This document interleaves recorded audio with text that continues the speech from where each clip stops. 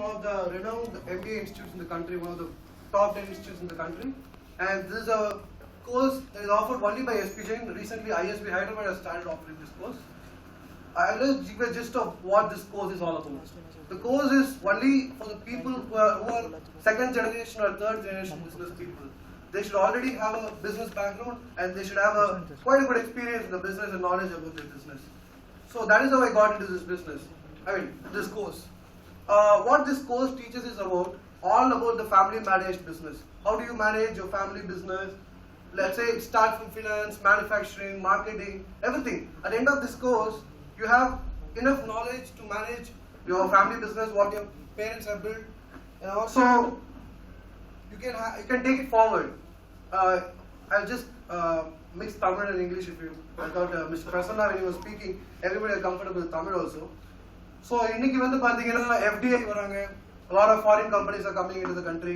அப்படி இருக்கிறப்போ நம்ம வெறும் இந்தியன் பேஸ்ட் கம்பெனிஸ், சின்ன கம்பெனிஸ் நம்மளே தாழ்த்திக்க கூடாது. ஸோ அதனால இந்த மாதிரி கோர்சஸ் படிக்கிறப்போ அவங்க வந்து எப்படி சிஸ்டம் அடாப்ட் பண்ணும், எப்படி வந்து நம்ம பிசினஸ் அடுத்தது ஒரு வேற ஒரு குளோபலைசேஷன் வரதுனால வேற கண்ட்ரிஸ் வந்து வர பிசினஸ் கூட எப்படி கம்பீட் பண்றது, how do we grow in spite of all this global competition அப்படிங்கிறது எனக்கு ஒரு நாலேஜ் கொடுத்த ஒரு கோர்ஸ் இது. ஸோ இது மாதிரி நான் எல்லாமே இதை கற்றுக்கிட்டது எல்லாமே உங்ககிட்ட ஷேர் பண்ணணும்னு நினைக்கிறேன். ஃபர்ஸ்ட் வந்து நான் என்ன ஷேர் பண்ணணும்னு நினைக்கிறேன்னா,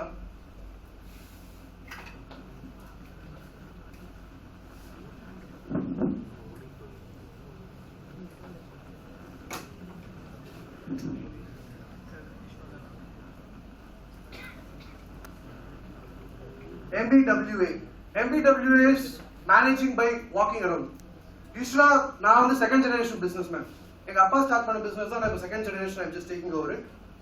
So basically பாத்தீங்கன்னா when I finished my college, I naturally had ஒரு joint managing director Mr. Prasanna சொன்னாரு, ஒரு family business advantage வந்து நீங்க வந்தவனுக்கு ஒரு credit, உங்களுக்கு ஒரு visiting card இருக்கும், joint managing director எல்லா போஸ்ட் இருக்கும், that's advantage. That's basically a disadvantage for a family managed business. Reason வந்து you will have a hit rate. Suddenly நீங்க காலேஜ் முடிச்சிட்டு வரீங்க, they say you're a owner of a business, you should run everything அப்படிலாம். அது ஒரு minus. And second minus is நீங்க வந்து everybody start expecting from you. உங்க தாத்தா அதை செஞ்சாரு, உங்க அப்பா இதை செஞ்சாரு, நீங்க இவ்வளவு படிச்சுட்டு வந்திருக்கீங்க, இப்போ இப்படி இருக்கிற பிசினஸ் நீங்க 10 மடங்கு ஆக்குவீங்க அப்படின்னு ஒரு பயங்கர எக்ஸ்பெக்டேஷன் இருக்கும் சொசைட்டில.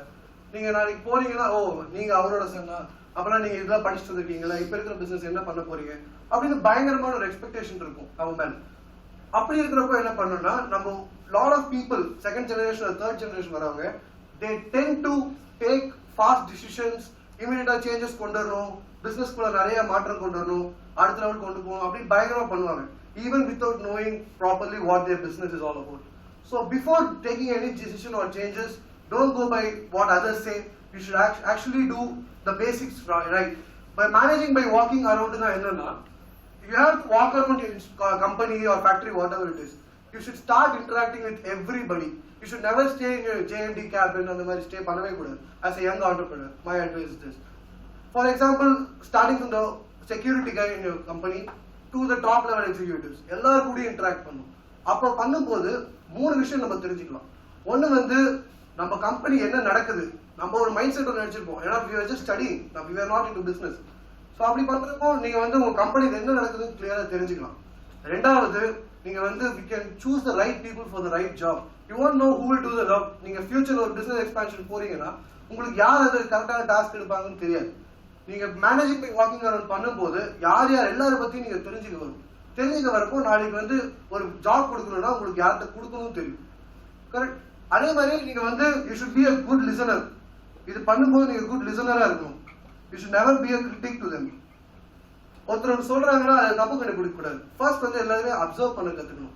அப்சர்வ் பண்ணிட்டு then you can submit a report to your father or your grandfather, uncle, whatever it is. இந்த மாதிரி இது பார்த்தேன்ப்பா, இது வந்து ஃபினான்ஸ்க்கு இப்படி பண்றாங்க, இது தப்பு அப்படின்னு நீங்க அவங்க கிட்ட சொல்லணும். அவங்க தான் சேஞ்சஸ் பண்ணணும். நீங்க போய் சொன்னீங்கன்னா கண்டிப்பா ஏத்துக்க மாட்டாங்க. இன்னைக்கு வந்து என்ன தெரியும் பிசினஸ் பத்தி, நாங்க எவ்வளவு வருஷமா பண்ணிட்டு இருக்கோம் உங்களுக்கு தெரியுமா அப்படின்னா. So you should always try to be subtle and also you should try to communicate to your parents. அவங்களுக்கு first confidence on that you are taking the right decisions. And at the same time, don't try to create your own identity. அவ்வளவு ஃபாஸ்டா நீங்க create பண்ண முடியாது. It will take its own time. So give its own time. By doing managing by walking around, you will gain a lot of experience and a lot of knowledge about your company. You will have a good idea about who the people are, what work they are capable of, ellame pannalam. By doing this, you can win trust of a lot of people in your company, and you can have a very friendly relationship with everybody. So it's a very useful one to build relationships also. I wish I could have talked before Mr. Prasanna, because the reason is he was covering a lot of topics where I wanted to cover. Like I was sonar in the very family business or advantages. I wanted to cover. Anyways, he has done everything before me. So I did it. அதனால இந்த மாதிரி ஒரு brief introduction மட்டும் கொடுக்குறேன் about managing by walking around. Next நான் என்ன சொல்ல வரேன்னா, இன்னைக்கு வந்து ஒரு what our book teaches is to do a proper business plan. ஒரு நல்ல business plan இருந்தா நீங்க என்ன வேணா பண்ணலாம். You can do wonders. ஒரு unique business plan இருக்கும். At the same time, இன்னைக்கு finance is not a big problem. இன்னைக்கு நல்ல business plan இருந்ததுன்னா you can go to banks or NBFCs or even outsiders. The finance is not a big problem. But before going for finance or borrowing from outsiders, you should understand the power of borrowing money. தமிழ்ல ஒரு பழமொழி இருக்கு, ரூபாய்க்கு 8 சட்டி வாங்கி சட்டி 8 ரூபாய்க்கு வித்தாலும் வட்டி கணக்கு போட்டா சரியா வராது. Are you able to understand? You buy 8 pots for 1 rupee together, and even if you sell 1 pot at 8 rupees each, still if you calculate interest, valuation and everything, it's not a viable business. This is to say that the power of borrowing money and the interest you pay is huge. So before doing any planning or anything, you should never go in for that. That's a very, very dangerous proposition. Of course, நான் borrow பண்ணக்கூடாதுன்னு சொல்லல. The borrowing is very important today to expand your business. எல்லாமே ரொம்ப முக்கியம். But before borrowing, don't just blindly do that. You have a wonderful business plan எல்லாம் இருக்கிறப்போ கரெக்டா plan பண்ணி பண்றப்போ it's a very good proposition. So it's a warning to everybody. And another thing வந்து நீங்க ஒரு ப்ராஜெக்ட் ஆரம்பிக்கிறீங்க, ஒரு 1 yearல முடிக்கிறீங்க அப்படின்னா, post the project analysis you should do what are the outcome, financial outcomes. நீங்க இவ்வளவு இன்வெஸ்ட் பண்ணீங்க, இவ்வளவு வட்டி அப்படிங்கிறது ப்ராப்பரா பண்ணணும். ஈவன் நீங்களே இன்னைக்கு ஒரு பிசினஸ் பண்றீங்கன்னா you should have salary for your own. நீங்க நாளைக்கு வெளில வேலைக்கு போறீங்கன்னா ஒரு 50,000 60,000 சம்பளம் கிடைக்கும் உங்களுக்கு. அந்த 50,000 you should take it as an expense in your company. அப்பதான் you will arrive at the right profit. So there is no, you should never neglect any expenses. So அதனால the borrowing is very, very important. அதே மாதிரி borrowingல இன்னும் நம்ம தெரிஞ்சுக்க வேண்டியது என்னன்னா, வந்து ஒரு பழமொழி இருக்கு, வட்டிக்கு வாங்கி அட்டிகை வாங்க கூடாதுன்னு. That is jewelry. So you should never borrow and invest on your personal assets or personal luxuries. Reason என்னன்னா, you should learn from Marwadis. Marwadi people என்ன பண்ணுவாங்கன்னா, whatever they borrow, they invest only in business. அவங்க personal invest எப்ப தெரியுமா பண்ணுவாங்க? When they earn out of it, and they only when they invest their own capital into their personal things. But we will be tend to borrow money and invest in our personal things. You should always remember that personal asset, there is no return on investment. நீங்க வந்து MBA படிக்கிறீங்கன்னா நீங்க வந்து ஒரு business managers மட்டும் கிடையாது, நீங்க வந்து ஒரு ஃபேமிலி மேனேஜர்ஸ், ஒரு ஃபேமிலி அட்வைசர்ஸா ஆக போறீங்க. நாளைக்கு உங்க அப்பாவோ அம்மாவோ வந்து நம்ம இவ்வளவு சம்பாதிக்கிறோம், வட்டிக்கு வாங்கி நம்ம ஒரு வீடு வாங்கலாமே நம்மளுக்கு அப்படின்னா, இட்ஸ் a debt investment. அந்த வீட்டோட வட்டியை உங்க பிசினஸ் தான் கட்டணும். It's a debt investment. So எப்பயுமே வந்து பர்சனல் வாங்குறப்போ you should get it from your own earnings only. You should never invest the borrowed capital. ஏன்னா இன்னைக்கு இன்ட்ரெஸ்ட் வந்து ஹாலிடேவே கிடையாது, அது 24/7.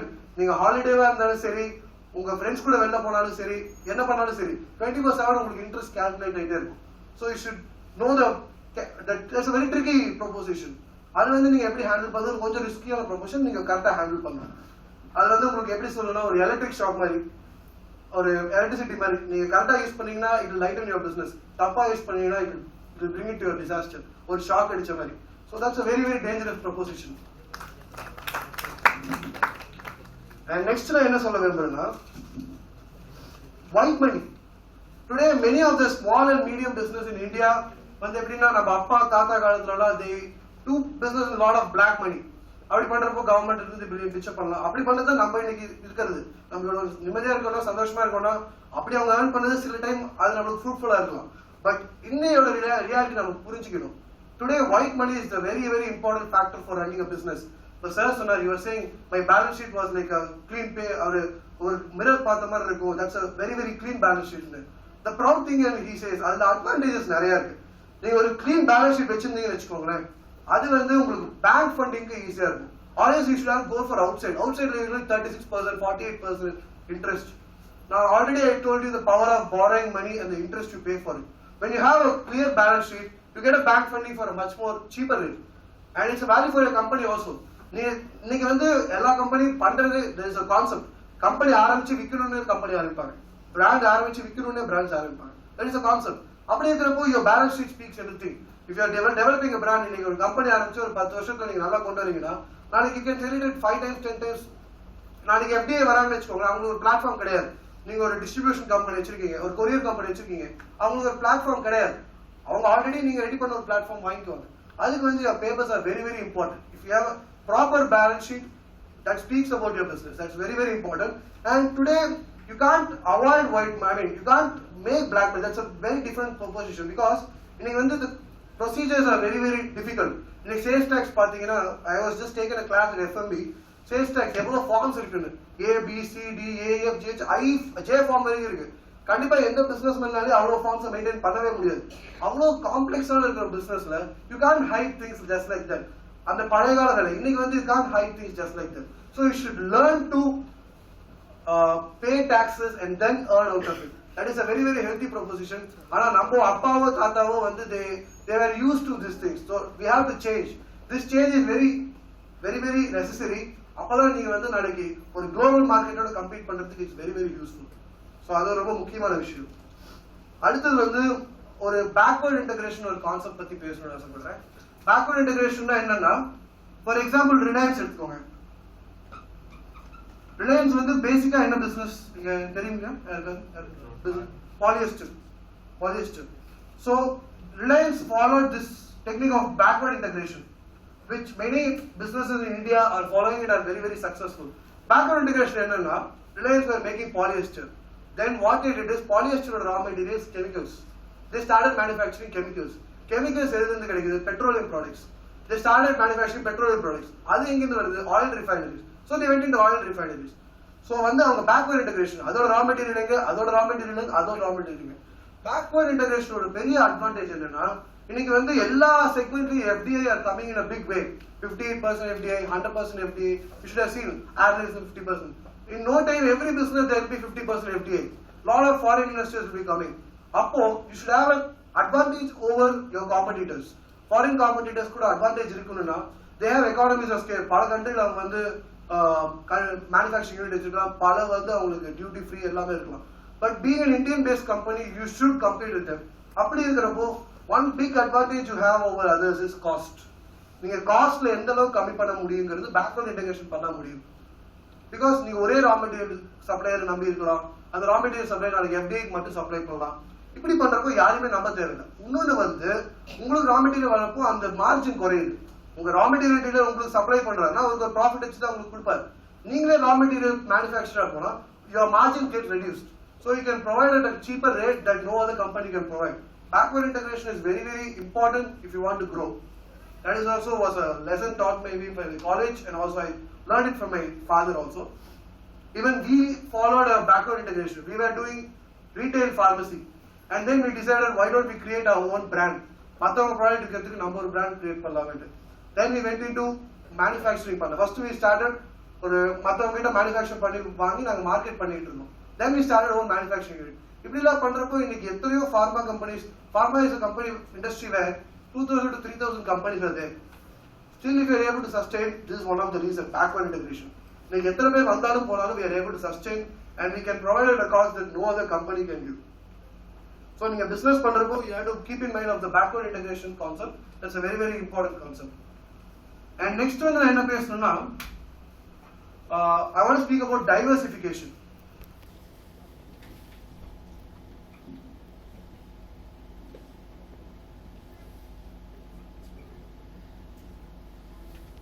நீங்க வந்து ஐடிசி கம்பெனி தெரியுது, எல்லாருக்கும் தெரியும் ஐடிசி. ஐடிசியோட ஃபுல் ஃபார்ம் வந்து இந்தியன் டொபாக்கோ கம்பெனி. பேசிக்கா அவங்க வந்து டொபாக்கோ பண்ணாங்க. இன்னைக்கு அவங்க டொபாக்கோல வந்து அவங்க மெயின் பிசினஸ் வந்து டொபாக்கோவே கிடையாது. They are into all FMCGs and also they are into clothing. Wills Lifestyle and Ashirwad, Sunfeast எல்லாமே, அப்புறம் Fiamma Devils, அப்புறம் எல்லாமே சோப்ஸ் எல்லாமே அவங்க பண்ண ஆரம்பிச்சிட்டாங்க. What started as a tobacco company, இன்னைக்கு வந்து they are into FMCGs and this thing. Reason வந்து there was a lot of duties and everything on tobacco. They wanted to diversify. இது எப்படி சொல்லுவாங்கன்னா, there is a stake in Mahabharata. Padma வியூகம் அப்படின்னு அர்ஜுனனோட பையன் வந்து அபிமன்யு இருப்பார்.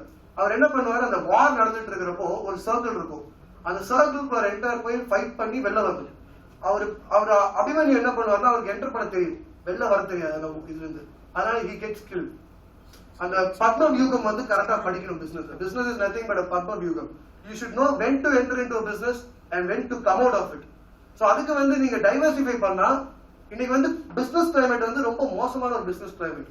இன்னைக்கு வந்து government changes policies now and then. What was அவங்க வந்து அவங்களே ஒரு பாலிசி கொடுப்பாங்க, 3 years கழிச்சு அதே பாலிசி அவங்களே எடுப்பாங்க. So such is the business climate in the country. அதனால you should never depend on one business, should do multiple business. அந்த மல்டிபிள் பிசினஸ் வந்து அதுக்கு சம்மந்தமாக இருக்கக்கூடாது. ஒரு ஃபார்மா பண்ணீங்கன்னா ரியல் எஸ்டேட் பண்ணும், ரெண்டுக்குமே சம்மந்தம் இருக்கக்கூடாது. ஃபார்மாக்கு நாளைக்கு வந்து ஒரு ப்ராப்ளம் வருது, கவர்மெண்ட் பாலிசிஸ்ல அடிப்படுதுன்னு சொன்னா you should able to sustain. நீங்க வந்து ஒரு பிசினஸ் நம்பி இருந்தீங்கன்னா you cannot sustain in today's climate. So you should have a diversification into 2 or 3 companies. அப்படி பண்றப்போ உங்களுக்கு ரொம்ப யூஸ்ஃபுல்லா இருக்கும். At the same time you can also expand it further and further. And this about this. And ஒரு சின்ன ஒரு நல்ல பாசிட்டிவ் நோட்டோட முடிக்க நான் ஆசைப்படுறேன். India is the youngest country in the world. Reason வந்து பிலோ 30 years பாத்தீங்கன்னா 33% of world population below 30 is Indians. So we are the future of the world. அது வந்து யாராலையும் மறுக்க முடியாது. In 10 years we will be the ruling the world. Whether it's you are in job or in business, you're going to rule the world for sure. So அப்படி இருக்கிறப்போ நீங்க வந்து எத்தனை பேருக்கு வந்து இங்க பிசினஸ் ஆசை இருக்குன்னு தெரியாது. பட் ஆனா I would encourage everybody to get into business. You don't work for anybody, you do business, you have your own pros and cons. நீங்க வந்து இன்னொரு குதிரைய மத்தவங்க குதிரை மேல bed கட்டாதீங்க. You run your own horse. That is a very very good thing. So when you follow all these basics and if you stay humble in your business, you can come up in life. And of course, as both the speakers said, you should be disciplined in your business, and that is a very very important thing.